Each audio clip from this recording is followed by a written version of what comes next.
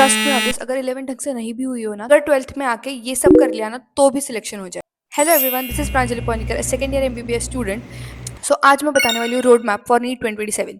सो अभी जुलाई चल रहा है एंड जुलाई में हम सब जानते हैं कि पीक टाइम आ जाता है जहाँ पे स्ट्रेस वगैरह आ जाता है, क्योंकि 12th का है, 11th वेस्ट हो चुकी है। 11th वेस्ट होने के बाद भी तुम बहुत अच्छा कर सकते हो अगर तुमने जुलाई टू दिसंबर बहुत डिसिप्लिन रह के, कंसिस्टेंटली रह के सब कुछ कर लिया। इसमें मैं सब कुछ बताऊंगी कि 11th के चैप्टर्स को कैसे अप्रोच करना है। हम सब्जेक्ट वाइज बात करेंगे, bio, chemistry and then physics. And trust me, तुम लोग अब जो फेस कर रहे हो उस फेस से मैं गुजर चुकी हूँ। सो आज मैं बात करने पहले subject wise, then I talk about 11th and also some tips and tricks that will help you. Let's start with the most favourite subject of NEET aspirants, biology. तो बायोलॉजी में अब क्या करना है? पहली बात तो मैं कुछ तुम्हें एनसीईआरटी की अब लाइंस बताऊंगी जिससे क्वेश्चन आ सकता है और जो तुम लोग पढ़ते भी नहीं हो, बिकॉज समरी एंड स्टार्टिंग का इंट्रोडक्शन भी इक्वली इंपॉर्टेंट है। नीट 2025 में जो स्टार्टिंग का इंट्रोडक्शन है उससे क्वेश्चन आया हुआ है। सो मैं यही कहूंगी कि एनसीईआरटी पढ़ो, लेकिन एकदम सिर्फ चैप्टर का नहीं पढ़ना है, समरी भी पढ़नी है और स्टार्टिंग का इंट्रो भी पढ़ना है। एंड ऑल्सो वॉच लेक्चर्स जो एनसीईआरटी ओरिएंटेड हो। एनसीईआरटी से बाहर वैसे भी कुछ नहीं आता, बट इतना याद रखो कि इतना डेप्थ में पढ़ो कि असर्शन रीजन वाले क्वेश्चन बहुत अच्छे से सॉल्व हो जाए। क्योंकि तुम अटकोगे कहाँ पे? डायग्राम से असर्शन रीजन वाले क्वेश्चन में। बाकी क्वेश्चन तो कोई भी सॉल्व कर लेता है। सो जहाँ पे बाकी लोग गलती कर रहे हैं वहां पे तुम्हें मिस्टेक नहीं करनी है। सो असर्शन रीजन डायग्राम सब अच्छे से देख के जाऊँ। डायग्राम बेस्ड क्वेश्चन मेरे टाइम पे भी आए थे, 2024 में आए थे 2-3 डायग्राम बेस्ड क्वेश्चन, जहाँ पे एक उन्होंने मार्क कर दिया था और उसको एक्स कर दिया था, तो उन्होंने बोला आइडेंटिफाई द एक्स। तो ऐसे क्वेश्चंस भी आते हैं। सो मेक श्योर कि तुम लोग डायग्राम ढंग से देखो, समरी पढ़ो, इंट्रोडक्शन पढ़ो। और हाँ, मैं जानती हूँ कि एनसीईआरटी हमेशा नहीं पढ़ी जाती है, कभी कभी माइंड सैचुरेटेड हो जाता है। उसके लिए यूट्यूब पे ना एक ऑडियो बुक्स आते हैं, मतलब वहां पे वो लोग, तुम बस ईयरफोन्स लगा लो और वो बस रीड करते रहते हैं लाइन बाय लाइन। सो और तुम्हें जिस दिन पढ़ने का मन नहीं कर रहा है, you can use this also, but हमेशा यूज नहीं करना है, it's not that productive.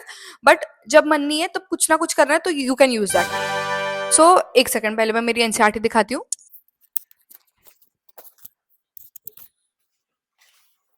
So this is my NCERT. I know हालत में नहीं है, but I have done a lot of things in this NCERT कि that will help you too.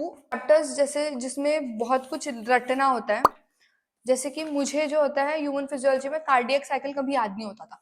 So what I have did is that, मैंने ये cardiac cycle यहाँ पे लिख दी है। So instead of reading all this, मैं ये read करती थी। So that has also help me a lot. So make sure कि तुम लोग भी ऐसा करो, रीड करो। This will help you a lot. बहुत टाइम सेविंग होता है कि जब तुम्हें इतना सब कुछ नहीं पढ़ना, बस यही पढ़ना होता है। So this will help you, बस तुम्हें एक बार समझ में आ जाएगा। बेटर कि जब समझ में आया तब लिख के रख दो, बिकॉज नेक्स्ट टाइम तुम बार बार वही पढ़ना। आफ्टर दैट मैं बताती हूँ कि समरी से कौन सी लाइन्स आती है। हम लोग ह्यूमन रिप्रोडक्शन वाला चैप्टर देखते हो ना, तो उसमें इनफर्टिलिटी की डेफिनेशन समरी में दी हुई है, पूरे चैप्टर में कहीं नहीं है, बस समरी में दी हुई है इनफर्टिलिटी की डेफिनेशन। अगर तुम लास्ट पैरा की फर्स्ट लाइन देखोगे, inability to conceive and product even after 2 years, तो यहाँ पे स्पेशली मेंशन किया कि इनफर्टिलिटी कब बोलेंगे, जब 2 years ट्राई करने के बाद भी नहीं होता है।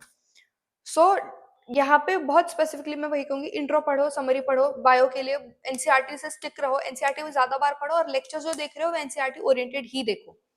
लेक्चर्स बहुत ज्यादा हेल्प करते हैं अंडरस्टैंडिंग में और याद करने में। After that next chemistry. Chemistry में हमारे पास 3 है, physical, organic, inorganic. Physical is just like physics, तो तुम्हें उसमें फॉर्मूला शीट बनानी है। डेफिनेटली मैं कहूंगी कि एनसीईआरटी उसमें पढ़ो, असर्शन रीजन वाले क्वेश्चन आ रहे हैं फिजिकल केमिस्ट्री से उठ के। जहाँ पे बहुत लोग गलत करेंगे वहां पे तुम्हें गलत नहीं करना है, तभी जाके तुम कॉम्पिटिशन से आगे हो सकते हो। सो रीड करो, फिजिकल केमिस्ट्री इंपॉर्टेंट है। फिजिकल केमिस्ट्री में फॉर्मूला लगाओ, फॉर्मूले बेस्ड ही क्वेश्चन आते हैं, फॉर्मूला शीट बस ढंग की रखो। ऑल्सो अच्छा लेक्चर देखो। एंड ऑल्सो मैं कहना चाहूंगी, प्लीज कमेंट डाउन, मैं हर एक लेक्चर का लिंक दे सकती हूँ जहाँ से मैंने पढ़ा है। सो फिजिकल केमिस्ट्री के लिए असर्शन रीजन आ सकते हैं, ऑल्सो फॉर्मूला शीट प्रिपेयर करके रखो। फिजिकल केमिस्ट्री फिजिक्स की तरह ट्रीट करो, एक बार एनसीईआरटी की रीडिंग इनसफिशिएंट है। जो तुम्हें लगता है असर्शन रीजन आ सकते हैं उसको अंडरलाइन कर लो, अच्छा लेक्चर देखो, वो बहुत ज्यादा मायने रखते हैं। एंड फॉर्मूला शीट तब के तब बनाओ, एक हफ्ते बाद, 2 महीने बाद मत बनाओ। जब लेक्चर देखा रिवाइज करो नोट्स, फॉर्मूला शीट बनाओ, that would be more productive to you. After that organic. Organic में ये कहूंगी कि 11th का ऑर्गेनिक सबसे पहले करो, बिकॉज मैं झेल चुकी हूँ ये सब। तो 11th का ऑर्गेनिक जो होता है वो तुम्हारा बेसिक बनाएगा। अगर तुम्हारा बेसिक ही क्लियर नहीं है, how can you go for the 12th organic chemistry. So 11th का मैंने क्या किया था कि मैं बहुत ज्यादा स्ट्रेस हो गई थी, तो मैंने रात को 10 बजे स्टार्ट किया था। दिवाली हॉलीडेज में रात को 10 बजे स्टार्ट किया, तो सुबह 4 बजे तक मैंने लेक्चर्स देखे हाइड्रोकार्बन्स के। सो मैं नहीं चाहती हूँ कि तुम लोग भी इस सब सिचुएशन में आओ, तो प्लीज अभी से पढ़ो, थोड़ा थोड़ा पढ़ो। जो डाउट्स आते हैं तुम अपने टीचर से पूछ लो, कोचिंग का टीचर है या फिर कोई यूट्यूब लेक्चर देख लो। 12th का ऑर्गेनिक केमिस्ट्री तभी क्लियर होगा जब 11th के बेसिक्स क्लियर होंगे, सिंपल। सो ऑर्गेनिक केमिस्ट्री एनसीईआरटी पढ़ना है, अच्छा लेक्चर देखना है, सारे बेसिक क्लियर करने हैं, इसमें अपने नोट्स ही रखो, जो लेक्चर में तुम लोग नोट्स देख रहे हो उसमें कुछ एडिशनल पॉइंट्स ऐड कर देना बाद में, बट ये जो नोट्स तुम बना रहे हो लेक्चर के साथ साथ, that would be more beneficial. अगर तुम्हें यहाँ पे फॉर्मूला शीट नहीं बनानी है, बट तुम नेम रिएक्शन का एक चार्ट बना सकते हो। मैंने चार्ट चिपकाया था पूरे वॉल्स पे मेरे रूम में, that inorganic chemistry. Inorganic chemistry सबसे ज्यादा ईजी होता है। मुझे पता नहीं चलता नीट एस्पिरेंट्स उसमें इतना क्या कर रहे हैं, क्योंकि अब तो बहुत ज्यादा चैप्टर्स रिड्यूस भी हो गए, तो मेक श्योर कि उसमें तुम एनसीईआरटी से ही स्टिक रहो। ऑल्सो मैंने मेरे टाइम पे ऐसे फोल्डर्स बना के रखे थे, केमिस्ट्री का ऐसा, फिजिक्स का ऐसा। सो इसमें फिजिक्स की सारी फॉर्मूला शीट्स हैं, केमिस्ट्री में इसमें सारी या तो फॉर्मूला शीट्स है फिजिक्स की, या फिर मैंने इनऑर्गेनिक के दो दो पेजेस में सब लिख के रखा था, so that I don't have to revise NCERT. मतलब मैंने इतना अच्छे से लिखा था कि मुझे एनसीईआरटी पढ़ने की जरूरत नहीं, I have covered NCERT here itself. तो ये अगर हाइड्रोजन का चैप्टर है तो मैंने इसमें सब कुछ लिख रखा था, लाइक एवरी पॉइंट इसमें कवर्ड है कि जहां जहां से क्वेश्चन आ सकते हैं सब लिखा है। You can see hard water, soft water, I guess ये चैप्टर नहीं है अभी शायद, लेकिन बट फिर भी मैंने लिखा था सिंथेसिस ऑफ रेजिन मेथड। ये सारे छोटे छोटे पॉइंट्स भी है ना, वो मैंने बहुत अच्छे से लिख रखे थे, and this will help you as well. P block का मैंने इतना अच्छे से लिख रखा है, यहाँ पे बहुत ज्यादा क्वेश्चन आता है डाइबोरेन वगैरह पे, तो उसका चार्ट, उसका स्ट्रक्चर, उसके बारे में जो एनसीईआरटी में लिखा है, I have covered everything and you guys also should do that. Inorganic chemistry पढ़ो, एक बार एनसीईआरटी पढ़ो, दो बार एनसीईआरटी पढ़ो, तीसरी बार अपना नोट्स खुद बनाओ। एनसीईआरटी पढ़ते वक्त जब तुम लिखते हो ना, तो डबल काम होता है, जो तुम ग्रास्प कर रहे हो वो ज्यादा हो जाएगी, कि एनसीईआरटी पढ़ भी रहे हो और एक साइड लिख भी रहे हो, तुम्हारे नोट्स भी बन रहे हो, तुम्हारी एनसीईआरटी भी हो रही है। सो तुम ऐसे अप्रोच कर सकते हो इनऑर्गेनिक केमिस्ट्री के लिए। This was all about chemistry. Let's move to another subject जो हमारा है फिजिक्स। फिजिक्स में अब क्या करना इंपॉर्टेंट है पहले मैं बताती हूँ, कि बैलेंस आउट करो। फिजिक्स आज पहले तो फिजिक्स में कंसिस्टेंसी इंपॉर्टेंट रखती है, इसलिए सबको ये हार्ड टॉपिक लगता है, इतना हार्ड सब्जेक्ट है नहीं वो।